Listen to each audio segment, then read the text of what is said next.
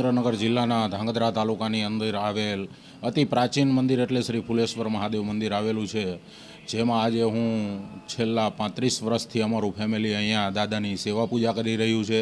ત્યારે આજે શ્રાવણ માસના છેલ્લા સોમવાર નિમિત્તે દર્શનાર્થીઓની ભીડ જોવા મળી રહી છે। તેમજ અલગ અલગ ભગવાનના શૃંગાર કરવામાં અહીંયા આવે છે, જેમ કે બરફનું શિવલિંગ, મહાકાલેશ્વર દર્શન, ભગવાનના અલગ અલગ શ્રૃંગાર કરવામાં આવે છે। તેમજ અમાસના દિવસે દાદાનો ભંડારો કરવામાં આવે છે અને આરતીના સમયે આરતીમાં પણ ભક્તોની હજારોની સંખ્યામાં ભીડ પણ અહીંયા જોવા મળી રહી છે। આરતી બાદ શિવ મહિમ્નના પાઠ, શિવ સ્તુતિ, મહાદેવ આ પહેલાં મારો ભાઈ અહીંથી 60 વર્ષથી પૂજા કરતા હતા યોગેશ્વર મહાદેવની જોગાસર, અને હવે પછી હું કરું છું। શ્રાવણ માસમાં અમે અલગ અલગ જાતના દર સોમવારે શણગાર કરીએ છીએ। અલગ અલગ જાતના 12 જે જ્યોતિર્લિંગ છે એના બધાને દર્શન કરાવીએ છીએ અને ધાર્મિક જનતા અહીં આવીને એનો લાભ લે છે। મારું નામ પ્રતાપભાઈ ભડિયાર, હું આ જોગાસર બગીચે 30 વર્ષથી નોકરી કરું છું। આ જોગાસર બગીચે શિવશંકર યોગેશ્વર મહાદેવનું મંદિર રાજા રણમલસિંહજીએ બનાવેલું છે। આ રણમલ સાગર ઉપર આ યોગેશ્વર મંદિરમાં અમે દર સોમવારે અલગ અલગ શંકર દાદાની વેશભૂષા કરીએ છીએ।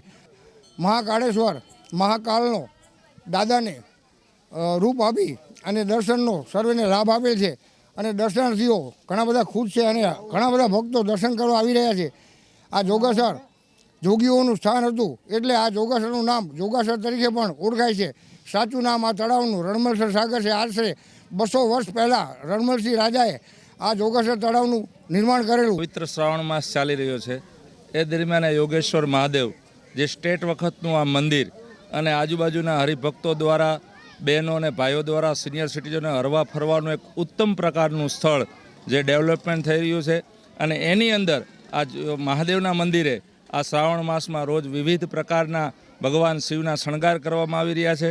રોજ સાંજે મોટા પ્રમાણમાં બહેનો ભાઈઓ પ્રસાદ લઈ રહ્યા છે અને એક શિવનો ભક્તિમય માહોલ દ્વારા ઉજવણી કરવામાં આવી રહી છે। ધાંગધ્રાની જાહેર જનતા આવી અને એક ભક્તિમય માહોલ અને સંસ્કૃતિ અને સંસ્કારનું સંવર્ધન યોગેશ્વર મહાદેવ સ્ટેટ વખતના મંદિરમાં થઈ રહ્યું છે। લોકો બહોળી સંખ્યામાં આવી રહ્યા છે।